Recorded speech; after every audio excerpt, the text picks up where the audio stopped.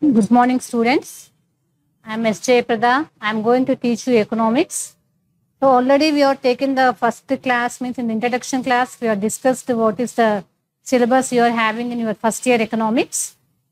So today I am directly starting the second unit, that is the consumer behavior. Okay. In this consumer behavior, the important question means in the examination point of view, we have the law of diminishing marginal utility. So first we should know about the consumer behavior. Economic studies about the human behavior. The wants are unlimited, but to satisfy unlimited wants, the resources are limited. So how the consumer will behave while using his limited resources to satisfy their unlimited wants. So to know that, here the theory belongs to that law of diminishing marginal utility. Okay. So this theory first it is explained by H.H. Gasson in 1854. The law of diminishing marginal utility was originally it is explained by H.H. Gasson. Here is in 1854. And the Jevons, the economist Jevons called it as Gasson's first law. And this later on it is popularized systematically or scientifically by Alfred Marshall. This is the history or introduction of the law of diminishing marginal utility. So what is the definition of this law? Means what it is explains us. So the additional benefit which a person derives from a given increase of his stock of a thing diminishes with every increase in stock that he already has. So it is a general phenomenon. Generally, if we use one commodity regularly, means number of units if we use, then the utility derived from additional unit diminishes. That we know in general. So same thing here we are constructing in the form of theory. So here according to Alfred Marshall, means this definition related to the law of diminishing marginality is given by Alfred Marshall. According to him, the additional benefits which a person derives from a given increase of his stock of a thing diminishes with every increase in stock that he already has. For example, if a person X using the apples, okay, so while using, if the quantity of this commodity increases, gradually the additional utility derived from an additional unit decreases. Okay, here. So the person derives from a given increase in stock of a thing, the utility gradually decreases. So what is the meaning of this law means? The law says that as a consumer takes more and more units of the extra satisfaction that he derives from extra unit of a good goes on falling. Already we discussed this in the definition. Means when the quantity of a commodity increases, gradually the additional utility or benefit or satisfaction derived from additional unit goes on decreases. That is the law of diminishing marginal utility theme. What is the statement here? What it explains is, it is based on the fact that though human wants are unlimited, any particular want is satisfiable. Already we discussed that we have unlimited wants, but to satisfy these unlimited wants, the resources are limited. So all wants we cannot satisfy completely, but at least one want completely we can satisfy. That is the law of diminishing marginal utility. Okay. So here, దీన్ని తెలుగులో ఏమంటామంటే క్షీణోపాంత ప్రయోజన సూత్రం అంటాము. దీన్ని మొట్టమొదటిసారిగా ప్రతిపాదించింది ఎవరంటే హెచ్హెచ్ గ్యాసన్. ఇయర్ వచ్చేసి 1854లో దీన్ని ప్రతిపాదించడం జరిగింది. తర్వాత దీనినే జీవాన్స్ అనే ఆర్థికవేత్త గ్యాసన్ ప్రథమ సూత్రంగా నామకరణం చేయడము జరిగింది. ఆ తర్వాత ఆల్ఫ్రెడ్ మార్షల్ వచ్చేసి దీనిని సైంటిఫిక్ గా దీన్ని అభివృద్ధి పరచడము జరిగింది. ఓకే. సో దీనికి సంబంధించి నిర్వచనం చూసినట్లయితే మనకు ముఖ్యంగా ఎక్కువ మటుకు థియరీస్ ఆల్ఫ్రెడ్ మార్షలే కన్స్ట్రక్ట్ చేయడం జరిగింది. సో ఆల్ఫ్రెడ్ మార్షల్ ఇచ్చిన నిర్వచన ప్రకారం ఏంటంటే, ఒక వ్యక్తి వద్ద ఉన్న ఏ వస్తువు పరిమాణమైనా పెరిగితే అతనికి సంక్రమించే అదనపు ప్రయోజనము ఆ వస్తువు పరిమాణం పెరిగే కొద్దీ క్షీణిస్తుంది.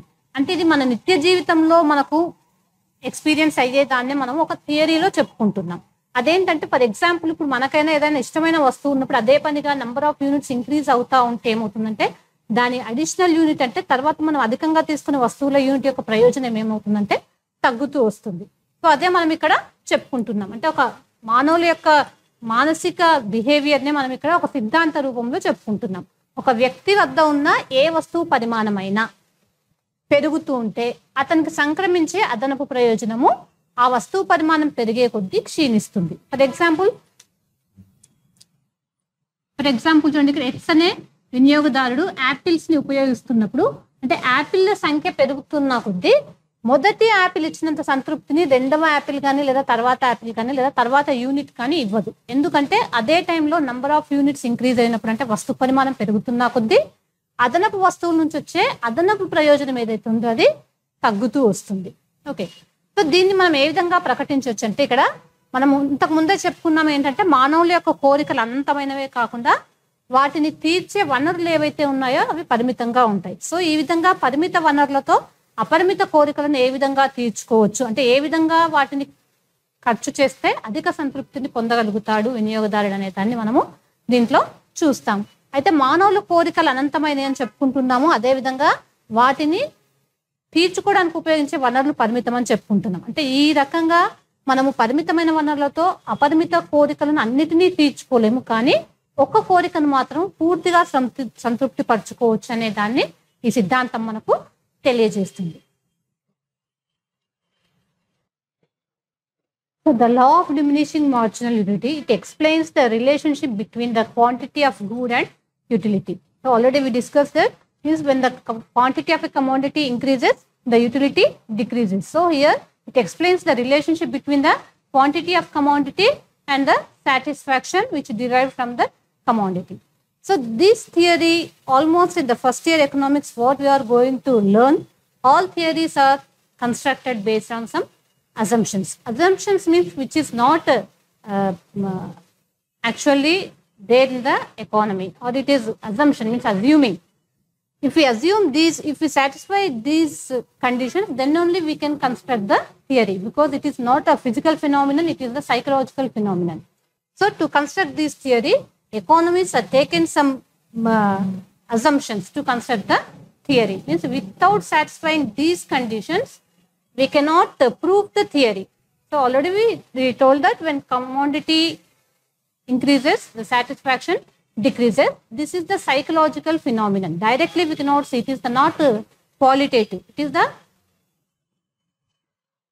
is not the quantitative. It is the qualitative. Okay, means we cannot see that. Only it is the feeling of consumer. That is why to prove this theory, we have to satisfy these conditions. Those are the assumptions. Just we are assuming that it may not be there in the economy, it may not be really happened, but here we are assuming to construct the theory. So in this first one is the rationality. So what do you mean by rationality here means the consumer, while purchasing goods or while using their resources to satisfy their wants, the consumer behaves rationally. Rationally means try to get maximum satisfaction. For example, with the 10 rupees, the maximum satisfaction he can get 100 units. Okay, means by spending 10 rupees, he has to get 100 units of the satisfaction. That is the maximum satisfaction. So every consumer tries to get maximum satisfaction from that resources. That is the rationality. Next one is the cardinal measurement of utility. Here actually the utility concept, it is classified into two types. One is the cardinal measurement of utility and another one is the ordinal measurement of utility. Cardinal measurement of utility means here the satisfaction which the consumer derives from the commodity can be measured in numbers. For example, 1, 2, 3, 4, etc. like that. So actually we cannot measure the satisfaction in numbers, but here we are assuming that we can measure the satisfaction in numbers. For example, by using, you are utilizing or by consuming first apple, giving 10 units of satisfaction to a consumer, and by using second one, it is giving 18 units of satisfaction. Means whatever the satisfaction derived from the commodities by the consumer, here we are measuring in terms of numbers. That is the cardinal utility approach. But in the reality, we cannot measure the satisfaction in numbers, isn't it or not? We cannot measure the psychological satisfaction in numbers. But to construct the theory here, we are assuming that we can measure the satisfaction in numbers. Okay, this is the cardinal measurement of utility. And the next one is the independent utility. So whatever we are taking the commodity, the utility of that commodity will not depend on the another commodities. Means the utility satisfaction, whatever he may be getting, that is depends only on that commodity. That is the independent utility. Next one is the homogeneous goods. Homogeneous goods means here, for example, a person X is consuming the 6 units of the commodity. So these 6 units should be homogeneous, means there should not be any change in the quantity, quality, size, shape, or etc. Irrespective to all this, all should be the same. The color, size, taste, everything should be the same. It should not be the variation in this. That is the homogeneous goods. And the next one is the no time lag. No time lag means here in this example, we are taking the 6 units. Means the between the first, second, third units, there should not be any time gap. Means we have to take at a time. Means the first unit in the morning and second unit in the afternoon. If we take like that, we cannot prove the theory. Means at a time, at the same time, there should not be any time lag between the units of the commodity. Then only we can prove it, we can measure the satisfaction. That is the no time lag. No time lag means there is no interval between the utility of consuming the commodity. That is the no time lag. So there is no time lag between the consumption of one good and another good. Next is no change in consumer behavior. There should not be no change in the consumer behavior, means here taste and preference or income of the consumer, these all should be the constant. Means by utilizing these 6 units, here there should not be any change in the taste of the consumer or preference of the consumer or income of the consumer or prices of the goods also should be the constants. So these are the assumptions. ఇక్కడ ఈ సిద్ధాంతం మనకు theory ఏం చెప్తుంది అంటే మానవ ప్రవర్తన విషయాన్ని ఈ సూత్రము వివరిస్తుంది. ఆల్రెడీ మనం చెప్పుకున్నాం, ఇక్కడ అనంతమైన కోరికలను పరిమితమైన వనరులతో తీర్చుకునేటప్పుడు వినియోగదారుడు ఏ విధంగా ప్రవర్తిస్తాడు అనే దాన్ని మనము ఇక్కడ చెప్పుకుంటున్నాం. సో ఈ ఉపయోగించిన వస్తు పరిమాణానికి పొందిన ప్రయోజనానికి మధ్య సంబంధాన్ని ఇది వివరిస్తుంది. ఏంటది? ఉపయోగించిన వస్తు పరిమాణం అంటే వస్తు పరిమాణం పెరుగుతూ ఉంటే దాని నుంచి వచ్చే అదనపు సంతృప్తి తగ్గుతుందని చెప్పుకున్నాం కనుక ఈ రెండింటికి మధ్య ఉన్న సంబంధాన్ని ఇది తెలియజేస్తుంది. దేనికి? ఉపయోగించిన వస్తు పరిమాణానికి, అదేవిధంగా ఆ వస్తువును ఉపయోగించినందుకు వచ్చిన ప్రయోజనానికి మధ్య సంబంధాన్ని ఇది మనకు తెలియజేస్తుంది. అయితే ఈ సిద్ధాంతం ఏంటంటే కొన్ని ప్రమేయాలపైన ఆధారపడి ఉంది. ప్రమేయాలంటే ఏంటి? మరి ప్రమేయాలంటే ఏంటంటే ఇక్కడ మనం కేవలం ఊహించుకుంటున్నాం. అంటే నిజానికి ఆర్థిక వ్యవస్థలో ఆ రకంగా ఉండదు, కానీ ఈ మన సైకలాజికల్కి సంబంధించిన సిద్ధాంతాన్ని మనం ప్రూవ్ చేయడానికి కొన్ని కండిషన్స్ని మనం సంతృప్తి పరచాల్సి ఉంటుంది. ఆ సంతృప్తి పరిచే కండిషన్స్ ఏవైతే ఉన్నాయో వాటిని ప్రమేయాలు అంటున్నాం. అంటే నిజానికి యాక్చువల్గా ఉండదు ఈ పరిస్థితి, కానీ మనము ఈ విధంగా ఉంటుంది అని ఎక్స్పెక్ట్ చేసుకొని లేదా ఊహించుకొని ఈ సిద్ధాంతాన్ని నిరూపిస్తున్నాం. ఓకే, దాంట్లో ఫస్ట్ వన్ వచ్చేసి ఏంటంటే హేతుబద్ధత. హేతుబద్ధత అంటే ఇక్కడ వినియోగదారుడు హేతుబద్ధమైన వినియోగదారుడు అని చెప్పుకుంటాం. అంటే ఇక్కడ ఏంటంటే వినియోగదారుడు గరిష్ట ప్రయోజనాన్ని పొందే ప్రయత్నం చేస్తాడు. ఫర్ ఎగ్జాంపుల్ 10 రూపాయల వస్తువుల ద్వారా మనకి 100 యూనిట్ల ప్రయోజనం వస్తుందంటే 100 యూనిట్ల ప్రయోజనాన్ని పొందడానికి వినియోగదారుడు ప్రవర్తిస్తాడు. దాన్ని ఏమంటాము? హేతుబద్ధత. అంటే గరిష్ట సంతృప్తిని పొందడానికి వినియోగదారుడు ప్రయత్నించడాన్ని ఏమంటాము? హేతుబద్ధత అంటాం. నెక్స్ట్ వచ్చేసి ప్రయోజనాన్ని కార్డినల్ పద్ధతిలో కొలవడం. ఇక్కడ ప్రయోజనం అనేది ఏంటంటే ఈ కాన్సెప్ట్లో మీకు ఫస్ట్ యూనిట్లో ఉంటుంది. దీని గురించి ప్రయోజనాన్ని ఇక్కడ 2 రకాలుగా వర్గీకరిస్తాము. ఒకటి కార్డినల్ ప్రయోజన విశ్లేషణ, ఇంకోటి ఆర్డినల్ ప్రయోజన విశ్లేషణ. అయితే ఈ సిద్ధాంతం వచ్చేసి మనకు కార్డినల్ ప్రయోజన విశ్లేషణ పైన ఆధారపడి ఉంది. కార్డినల్ ప్రయోజన విశ్లేషణ అంటే ఏంటంటే మనం ఇక్కడ చెప్పుకున్నాం వస్తువు పరిమాణానికి అదేవిధంగా ప్రయోజనానికి మధ్య సంబంధం అని. అంటే ఆ వస్తువు నుంచి వచ్చే ప్రయోజనాన్ని లేదా ఆ వస్తువుని ఉపయోగించడం వల్ల వినియోగదారుడికి వచ్చే ప్రయోజనము సంఖ్యారూపంలో కొలవగలము అనే దానిపైన ఇది ఆధారపడి ఉంది. నిజానికి మనకు వచ్చే సంతృప్తిని మనం సంఖ్యారూపంలో కొలవలేము. ఫర్ ఎగ్జాంపుల్, ఒక యాపిల్ తిన్నందుకు నాకు 10 యూనిట్ల ప్రయోజనం వచ్చింది కానీ 20 యూనిట్ల ప్రయోజనం వచ్చిందని కానీ మనము సంఖ్యారూపంలో ఎగ్జాక్ట్గా చెప్పలేము నిజానికి. ఎందుకంటే ఇది మనకి దేనికి సంబంధించింది? భౌతిక అంశానికి సంబంధించింది కాదు. ఇదేంటంటే సైకలాజికల్ ఫీలింగ్ మాత్రమే. సో అందుకోసం ఇక్కడ ప్రయోజనాన్ని నిజానికి మనం కొలవలేము, కానీ దీన్ని నిరూపించడం కోసం ఏంటంటే ప్రయోజనాన్ని ఈ రకంగా సంఖ్యా రూపంలో కొలుస్తామనే ప్రమేయాన్ని చేసుకుని దీన్ని నిరూపించడము జరిగింది. నెక్స్ట్ వచ్చేసి ఏంటంటే స్వతంత్ర ప్రయోజనం. స్వతంత్ర ప్రయోజనం అంటే ఒక వస్తువుని ఉపయోగిస్తున్నప్పుడు దాని యొక్క ప్రయోజనము కేవలము ఆ వస్తువు పైన మాత్రమే ఉంటుంది, దానిని ఇతర వస్తువులు ప్రభావితము చేయవు. యాపిల్ని ఉపయోగించినప్పుడు యాపిల్ మాత్రమే దాని యొక్క ప్రయోజనము యాపిల్ పైన మాత్రమే ఆధారపడి ఉంటుంది, ఇతర వస్తువుల యొక్క పరిమాణం కానీ దాని యొక్క రుచి కానీ దీన్ని ప్రభావితము చేయదు. నెక్స్ట్ వచ్చేసి సజాతీయ వస్తువులు. సజాతీయ వస్తువులు అంటే ఇక్కడ ఏ రకంగా చూసినా కూడా ఈ వివిధ యూనిట్లు మనం అయితే తీసుకుంటున్నామో దాంట్లో మార్పు ఉండకూడదు. అంటే పరిమాణ పరంగా కానీ, రుచిలో కానీ, రంగులో కానీ, నాణ్యతలో కానీ ఏ రకమైన భేదము ఉండకూడదు. అంటే అన్ని యూనిట్లు కూడా ఒకే విధంగా ఉండటం, దాన్ని సజాతీయ వస్తువులు అంటాం. నెక్స్ట్ వచ్చేసి కాల వ్యవధి ఉండరాదు. కాల వ్యవధి అంటే ఏంటంటే ఇక్కడ మనం ఫర్ ఎగ్జాంపుల్ ఒక 6 యూనిట్స్ తీసుకుంటున్నాము అంటే ఈ 2 యూనిట్ల మధ్య టైం ఏదైతే ఉందో అక్కడ డిఫరెన్స్ ఉండకూడదు. అంటే ఒకేసారి మనము వాటిని ఉపయోగించాల్సి ఉంటుంది.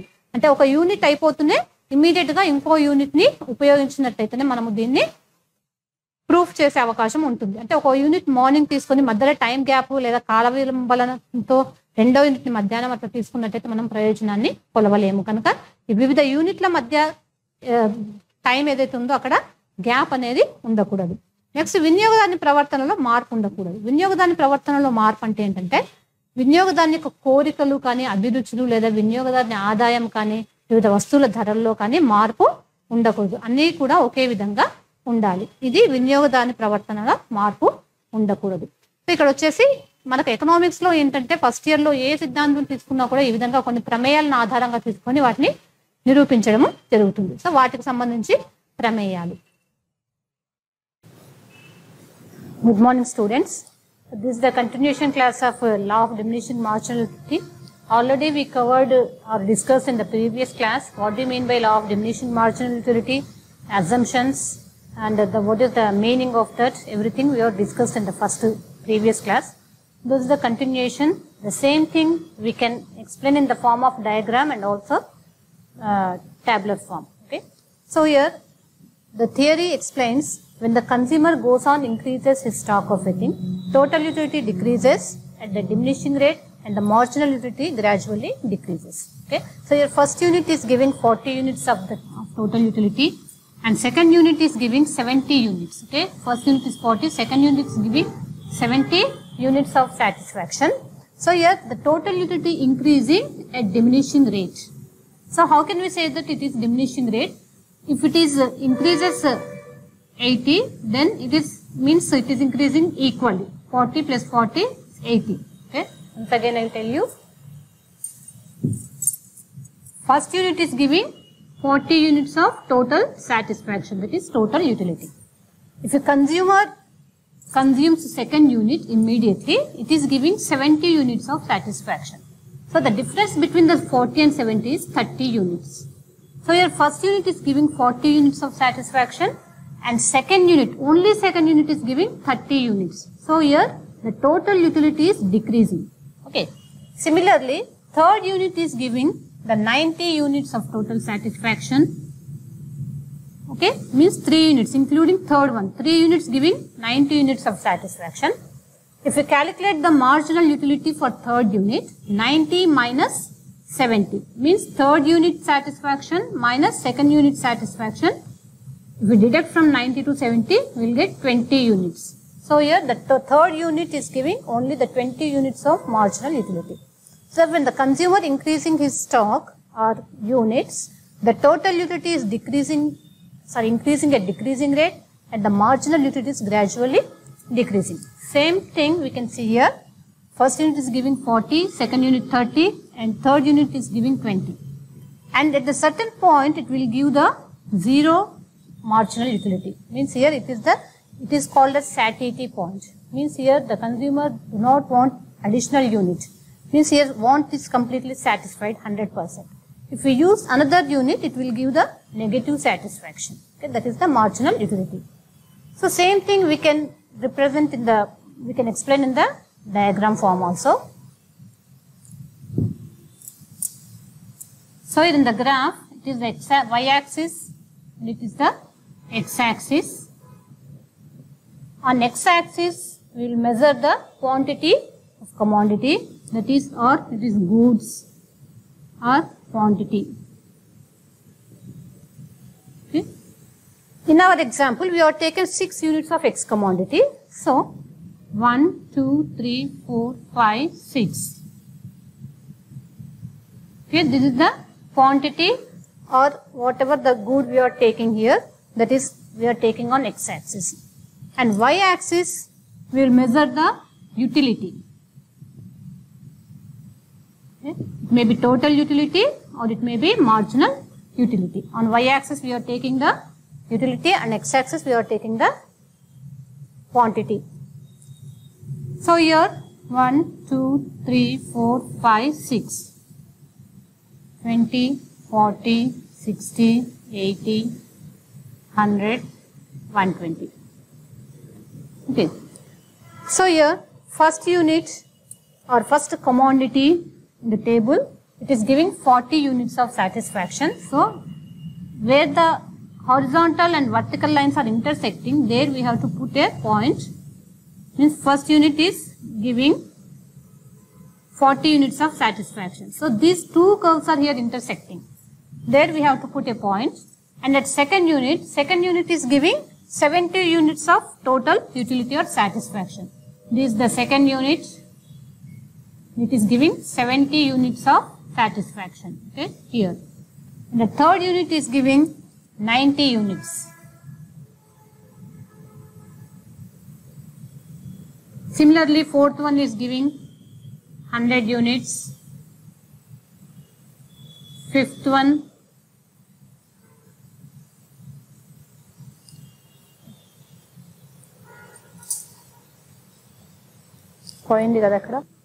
fourth unit is giving 100 units of satisfaction, and fifth one also giving the same satisfaction. That's why it will be horizontal.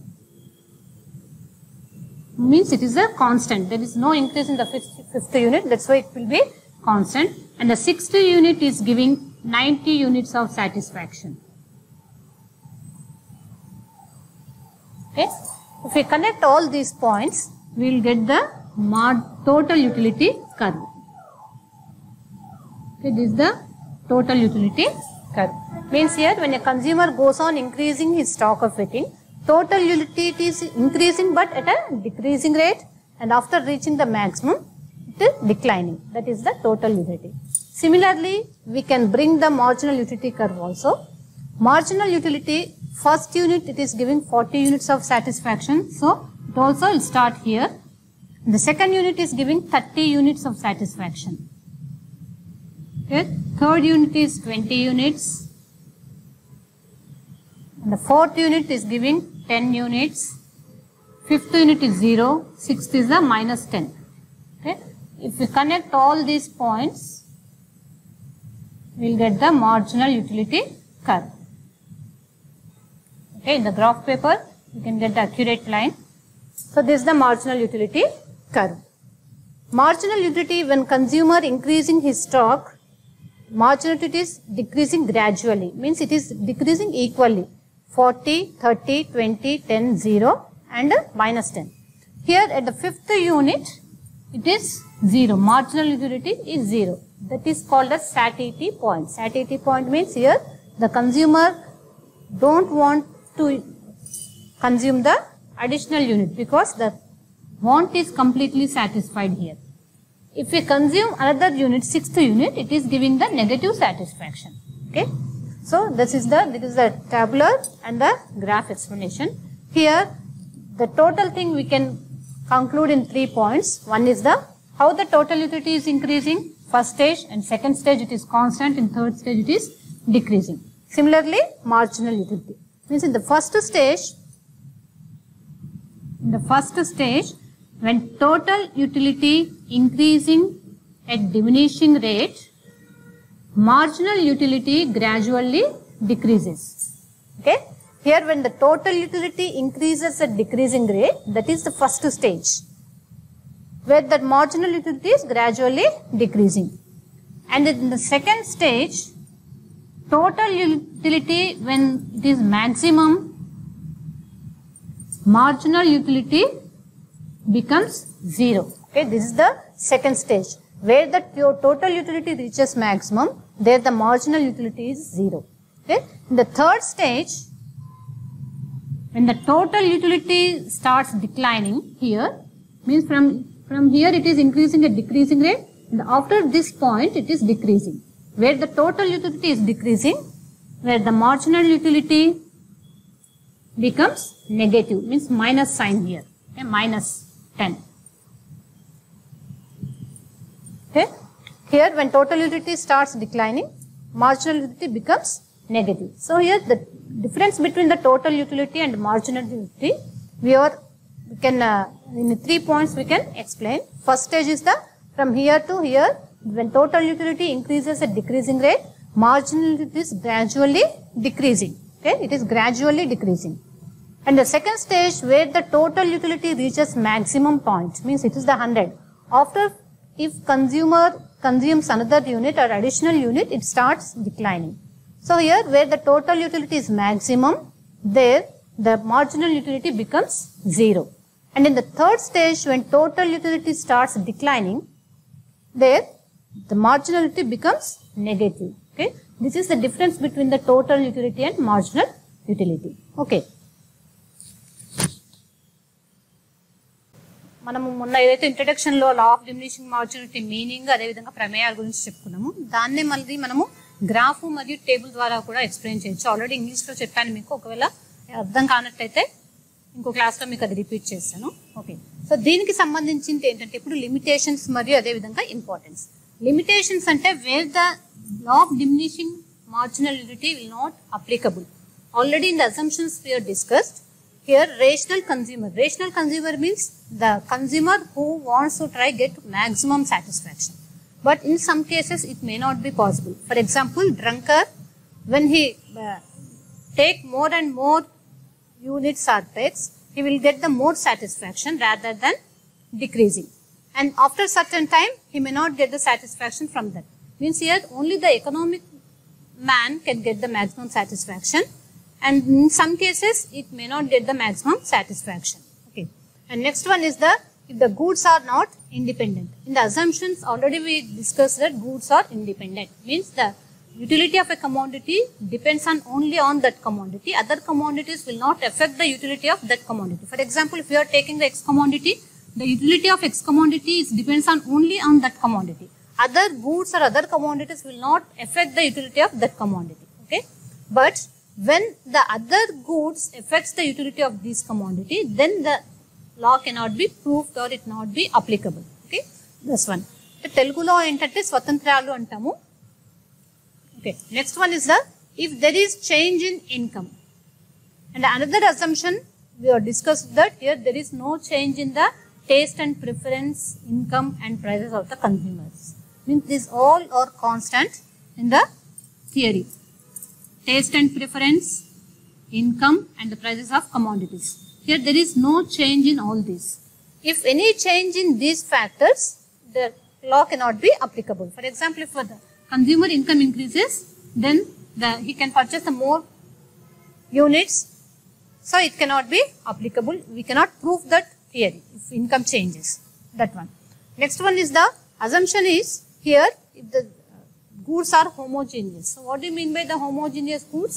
Means there is no change in the taste or size, quality, quantity. Means everything should be the same. All units should be the same. Means in the example we have taken 6 units of X commodity. So the 6 units should be similar. There should not be any change in the size, taste, preference, means color, quality or quantity. But that is the assumption. If we satisfy that assumption, then only we can prove the theory. If there is any change in this, means if the good is not homogeneous, then it cannot be applicable. So here, if the goods are not homogeneous, we cannot be prove this theory. These are the limitations. Limitations means where the theory cannot be proved or it is not applicable. Okay. And next one is what is the importance of the law of diminishing marginal utility. It explains it is based for the value theory. Value theory means when we have the less quantity of any good, the value will be more for that commodity. If the quantity of that commodity increases, naturally the utility decreases. So based on this law of diminishing marginal utility, the value theory is constructed by the economist. And another one is the water diamond paradox. Water diamond paradox, we know the water and diamonds. Water, it is the supply is more, okay, but this we can say in economic terms, value in use and value in exchange, okay, value in exchange. Value in use means here the use of water is very important to human beings, but the price is very less. But the diamonds, it is the scarcity is there for diamonds, means supply is less, but the price is more. So when the scarcity, the goods which are scarcity, that utility will be more, and the way the goods have the abundant supply, there the utility will be less. So this is the water and diamond paradox, also constructed based on the law of diminishing marginal utility. Next one is the taxation policy, means government will impose the taxes based on the law of diminishing marginal utility, where the rich people have the more income, so their marginal utility will be less to the rich people. So government can impose more taxes on the rich people and less taxes on poor people. Okay, that is also based on the law of diminishing marginal utility. This is the limitations and importance of this theory. తెలుగులో చూసినట్టయితే మనము అజంప్షన్స్లో లేదా ప్రమేయాల్లో చెప్పుకున్నాము consumer rational means ఏంటి, హేతువాది, అంటే వినియోగదారుడు హేతువాదిగా ప్రవర్తిస్తాడు. అంటే ఈ ఏదైతే గూడ్ని యూజ్ చేస్తున్నాడో లేదా వస్తువులను, వినియోగదారుడు దాని నుంచి గరిష్ట ప్రయోజనాన్ని పొందటానికి ప్రయత్నిస్తాడు. అతన్ని ఏమంటాము, హేతువాది అంటాం. ఓకే, ఒకవేళ వినియోగదారుడు ఆ రకంగా హేతువాది కానట్టయితే ఈ సూత్రాన్ని మనము ప్రూఫ్ చేయలేము. అది next one is if goods are not independent. వస్తువులు స్వతంత్రాలు అనే ఒక ప్రమేయం చెప్పుకున్నాము. ఒకవేళ వస్తువుల యొక్క ప్రయోజనం స్వతంత్రాలు కానట్టయితే ఈ సూత్రము వర్తించదు. అంటే మనం ఎక్స్ కమాడిటీని తీసుకున్నప్పుడు, ఎక్స్ వస్తువును ఉపయోగించినప్పుడు ఆ ఎక్స్ వస్తువు యొక్క ప్రయోజనము ఆ వస్తువును మాత్రమే ప్రభావితం, అంటే ఇతర వస్తువులు ఆ వస్తువు యొక్క ప్రయోజనాన్ని ప్రభావితము చేయవు అనేది స్వతంత్రాలు. ఒకవేళ ఆ వస్తువు యొక్క ప్రయోజనాన్ని ఇతర వస్తువుల ప్రయోజనం ప్రభావితం చేసినట్టయితే ఈ సిద్ధాంతాన్ని మనము నిరూపించలేము. నెక్స్ట్ ఏంటి, if there is change in income లేదా ఆదాయం స్థిరం. మనం ప్రమేయాలలో ఇంకోటి ఏం చెప్పుకున్నామంటే వినియోగదారుని యొక్క ఆదాయము, అభిరుచులు, అదేవిధంగా వస్తువుల ధరలు స్థిరంగా ఉంటాయని చెప్పుకున్నాము. ఒకవేళ వినియోగదారుని యొక్క ఆదాయం మారినట్టయితే ఈ సూత్రాన్ని మనము నిరూపించలేము. నెక్స్ట్ సజాతీయ వస్తువులు. ఒకవేళ వస్తువులు సజాతీయ వస్తువులు కానట్టయినా కూడా మనము ఈ సిద్ధాంతాన్ని నిరూపించలేము. సజాతీయ వస్తువులు అంటే ఏంటి, అన్ని రకాలుగా, అంటే రుచిలో కానీ, వాసన, రంగు, సైజులో కానీ అన్నిట్లో కూడా సమానంగా ఉండాలి. వస్తువులు ఆ రకంగా లేనట్టయితే మనము ఈ సిద్ధాంతాన్ని నిరూపించలేము. అంటే మనం తీసుకున్న ఎగ్జాంపుల్లో 6 యూనిట్స్ ఎక్స్ కమాడిటీని తీసుకున్నప్పుడు ఈ 6 యూనిట్లు కూడా ఒకే రకంగా ఉండాలి, దాంట్లో ఏ విధమైన మార్పు ఉండకూడదు. ఒకవేళ మార్పు ఉన్నట్టయితే మనం ఈ సిద్ధాంతాన్ని నిరూపించలేము. అది నెక్స్ట్ వచ్చేసి ఇంపార్టెన్స్ చూసినట్టయితే వాల్యూ థియరీ అంటే విలువ సిద్ధాంతం ఉంది. అంటే విలువ సిద్ధాంతం అంటే ఒక వస్తువు యొక్క విలువ ఏంటంటే అది లభ్యమయ్యే విధానాన్ని బట్టి ఉంటుంది. ఒక వస్తువు యొక్క లభ్యత ఎక్కువగా ఉన్నట్టయితే దాని విలువ తక్కువగా ఉంటుంది, లభ్యత తక్కువగా ఉంటే దాని యొక్క విలువ ఎక్కువగా ఉంటుంది. అయితే ఈ విలువ సిద్ధాంతాన్ని ఈ క్షీణోపాంత ప్రయోజన సూత్రాన్ని ఆధారంగా చేసుకొని చెప్పడం జరిగింది. నెక్స్ట్ వచ్చేసి వాటర్ పారాడాక్స్ అంటే ఏంటంటే నీరు, వజ్రం, వైపరీత్యం. మనకు తెలుసు నీరు నిత్యావసర వస్తువులు, నీరు లేకుండా మనము జీవించలేము. కానీ దీని యొక్క విలువనేమో తక్కువగా ఉంటుంది, ఎందుకంటే నీటి యొక్క సప్లై ఎక్కువగా ఉంటుంది కనుక ధర తక్కువగా ఉంటుంది. అదే వజ్రం తీసుకున్నట్టయితే వజ్రం యొక్క సప్లై తక్కువగా ఉంటుంది, దాని ధర చూసినట్టయితే చాలా ఎక్కువగా ఉంది. అంటే దీనికి ఏంటి ఆధారము అంటే వస్తువు యొక్క సప్లై ఎక్కువగా ఉన్నట్టయితే దాని విలువ తక్కువగా ఉంటుంది, సప్లై తక్కువగా ఉన్నట్టయితే విలువ ఎక్కువగా ఉంటుంది. నెక్స్ట్ వచ్చేసి టాక్సేషన్ పాలసీ అంటే దీన్ని ఏమంటే పన్నులు, ప్రభుత్వం పన్నులు విధించేటప్పుడు కూడా క్షీణోపాంత ప్రయోజన సూత్రాన్ని ఆధారంగా చేసుకుని విధించడము జరుగుతుంది. ఏ విధంగా అంటే ఇప్పుడు ధనికులు ఎవరైతే ఉన్నారో వాళ్ళ దగ్గర అంటే ద్రవ్యం ఎక్కువగా ఉంటుంది కనుక ఉపాంత ప్రయోజనం వాళ్ళకు తక్కువగా ఉంటుంది. సో అట్లాంటి వస్తువులపైన ప్రభుత్వం అధిక పన్నులను విధించడం జరుగుతుంది. తక్కువ ఆదాయ వర్గాల వాళ్ళపైన తక్కువ పన్నులను విధించడము జరుగుతుంది. సో ప్రభుత్వము ఈ విధంగా పన్నులు విధించడానికి కూడా ఈ సిద్ధాంతము ఆధారంగా ఉంటుందని చెప్పుకోవచ్చు.